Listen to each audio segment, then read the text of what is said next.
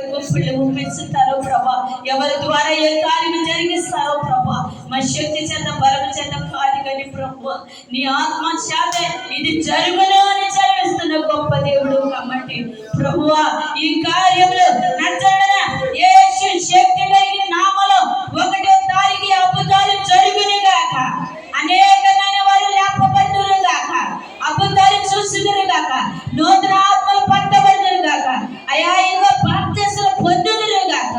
అటు కృపను దయచేయండి. అదే రీతిగా 20వ తారీఖు విజయవాడ ప్రాంగణంలో మీరు నన్ను నిలబెట్టుకుంటున్నారు ప్రభా, అక్కడ మహిమ కలిగిన తీవ్రకర్తగా నిలబెట్టుకోండి ప్రభా.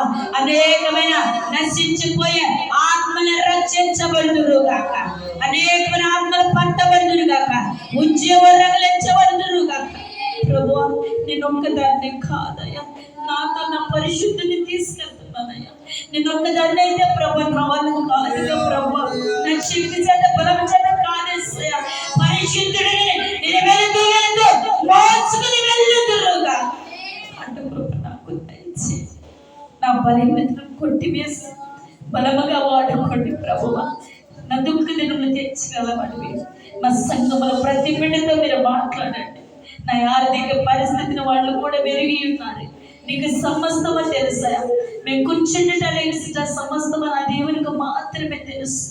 పరిశుద్ధుల ఇక్కడున్న ప్రతి బిడ్డతో మీరు మాట్లాడి మహిమ తెచ్చుకోమని, అయా ఇదిగో ఎన్న వాక్యాన్ని హృదయమనే పలక మీద రాసుకుని ముద్రించుకునే కృపను అనుగ్రహించి, అయా ఈ వాక్యం విన్న ప్రతి ఒక్కరూ ప్రతి సండే నీకే క్రమము ఇచ్చుదురుగా, సమయాన్ని నీకు అప్పచెప్పుదురుగా.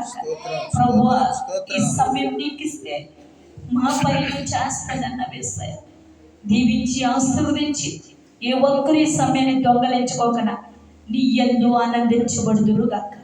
అటు కృప దాన్ని దయచేసి ప్రతి కుటుంబాన్ని తాకమని నజరుడనే యేసునాథుని పేరిట అడిగి పెట్టుకున్నాం తండ్రి. ఆమేన్. హల్లెలూయా.